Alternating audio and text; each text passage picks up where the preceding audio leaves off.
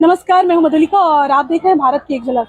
तो जैसा कि आप देख रहे हैं कि पंजाब नेशनल बैंक ग्रामीण स्वरोजगार प्रशिक्षण संस्थानों को हम लोगों को बैंक की एक एनजीओ है जो हर जगह हर जिले में एक आरसीटी होता है। अच्छा, कहीं बिहार के हर जिले में हाँ, कहीं और भी न बिहार के हर जिले में या अदर जिले जगह भी एक संस्था है जो बैंक खर्च करती है। अच्छा, उसमें और फिर और डिपार्टमेंट भी खर्च करती है। अच्छा, लोगों को मतलब रोजगार में लाने के लिए, डेवलप कराने के लिए, स्वरोजगार के लिए यहाँ पर अनेक तरह की ट्रेनिंग दिया जाता है। अच्छा, 20 से 22। सर अपना परिचय आप दे दें। मेरा नाम करुणेश कुमार सिंह है। हम बी ट्रेनर हैं, मधुमक्खी पालन का ट्रेनिंग देते हैं। और पंजाब नेशनल बैंक में के संस्थे में जितने लोग आते हैं 25, 30, 40 मेंबर ट्रेनिंग के लिए, तो उनका हम ट्रेनिंग देते हैं। आप जगह जगह जाते भी हैं? ना, हम लोगों की संस्था में फ्री ट्रेनिंग मिलता है। नवनहर पर उपसपुर में इसका पूरा ऑफिस है। वहाँ पे ट्रेनिंग होती है? 10 दिन का 10 डेज। 10 दिन में सीख जाएंगे? हाँ, सीख जाते हैं लोग। अच्छा, कितना लागत अगर ये हम व्यवसाय शुरू करना चाहते हैं तो सब व्यवसाय का अलग है। मुर्गी फार्म का अलग है, मतलब ब्यूटिशियन का अलग है, सारे चीज का अलग अलग है। जिसमें एक मधुमक्खी पालन ऐसे व्यवसाय हैं जिस व्यवसाय में जो पालक पालता है तो उसको तो फायदा ही है, लेकिन अदर किसान को 20% फसल पोलिनेशन से हर प्रकार की फसल बढ़ता है जिसमें फूल हो। या मान लीजिए कि लीची का बगीचा में अगर रखा गया मधुमक्खी को, अच्छा, तो उस किसान को 20% बेनिफिट मिलेगा पोलिनेशन से। अच्छा, इसलिए इस पे किसान ने बहुत हॉर्टिकल्चर में, केवीआईसी में बहुत जगह इस स्कीम को रखा है ताकि किसान को बिना लागत के और बिना कोई खाद के मतलब 20% फसल बढ़े। इसलिए मधुमक्खी व्यवसाय पर 80% के कहीं कहीं सब्सिडी जाती है, कहीं भी मिलती है। 35% भी सब्सिडी है बड़े बड़े स्कीम में। और उससे इसका मेन उद्देश्य है बी कीपिंग का, कि ज्यादा से ज्यादा फसल को बढ़ाया जाए।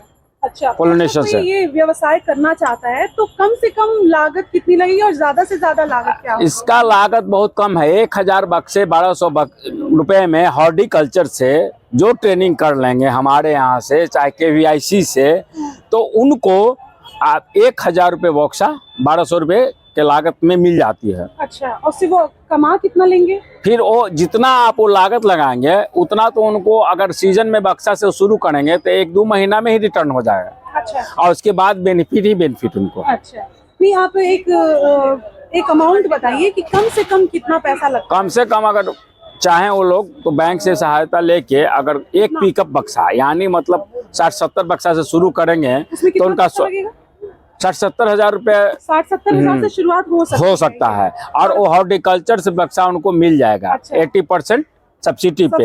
और तब वो अपना व्यवसाय एक अगर 50-60 बक्सा बढ़िया से कर लेते हैं तो जो 4th ग्रेड की कर्मचारी की जो इनकम है लमसम उतना उनको हो जाएगा। आपने ये प्रोडक्ट्स जी हमने इस्तेमाल किया है और मेरा तो विश्वास इसमें जमा है। और इनके कई फ्लेवर हैं, तो हम 3-4-5-6 केजी हम ले गए 1 by 1। अच्छा, तो इनका तो क्वालिटी मुझे बहुत अच्छा लगा। अच्छा, थैंक यू सर। सर अपना नाम बता दें। मेरा नाम शाहनवाज आलम हुआ और मैं कोशिश कर रहा हूँ कि इनका एक मेरा शॉप है वहाँ न्यू मार्केट में। अच्छा, मैं कोशिश कर रहा हूँ कि इनका एक पॉइंट जो है ना वहाँ हम रख लें। अच्छा, तो अगर आप में से भी किसी को ये प्रोडक्ट पसंद आता है तो आप मंगा सकते हैं अपने घर तक।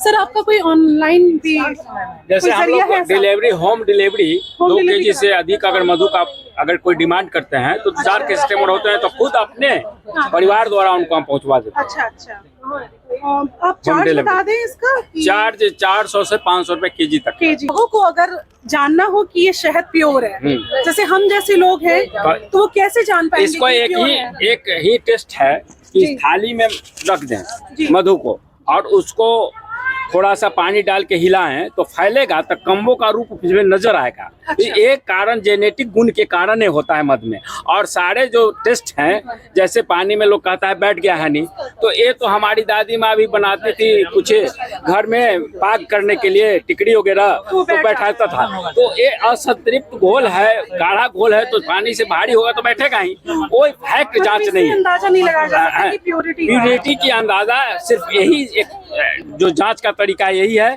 कि आप थाली में मध को रख लें और उसको थोड़ा पानी अलग डालें और उसको हिलाएं तो एक कम्बो का रूप बन गया। यही एक सबसे सफिशिएंट जांच है। ऐसे केमिकल जांच सफिशिएंट है, लेकिन और जितनी भी है बकवास है। जैसे मान लीजिए लोग कहता है कि कागज पे रखिए तो जल जाता है। अच्छा, कागज नहीं जलता, पहले मधु जलता है तब जलता है।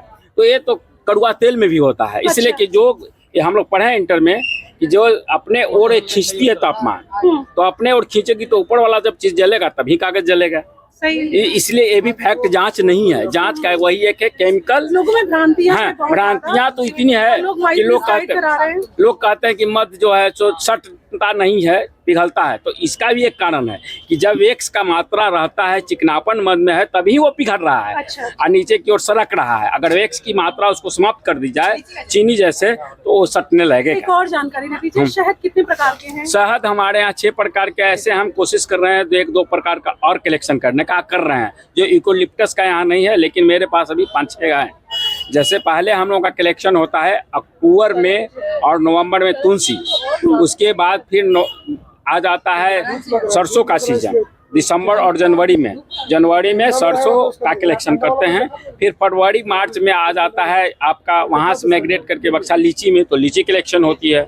लीची कलेक्शन जो ही समाप्त होती है तो फूल का सीजन हम लोगों का थोड़े दिन के लिए गैपिंग हो जाता है। उसके बाद हम लोग करंच में जाते हैं, यानी अप्रैल के फर्स्ट वीक और पूरे अप्रैल में आधा और 1 वीक मई तक, और उसके बाद फिर जामुन का सीजन आ जाता है। तो जो ही करंच समाप्त होते हैं तो फिर जामुन में हम लोग कलेक्ट करते हैं, तो फिर थोड़ा सा जामुन में भी कलेक्शन मिल जाती है। और जामुन फायदा में लीवर के लिए और शुगर पेशेंट के लिए भी बहुत बेहतर होता है। थैंक यू सर, आपने बहुत सारी जानकारियां दी, आपका बहुत बहुत धन्यवाद। इससे बात हुई है और सर ने जो भी जानकारियां दी वो आप तक पहुंचाऊंगी। मिलते हैं अगले वीडियो में, तब तक जय हिंद।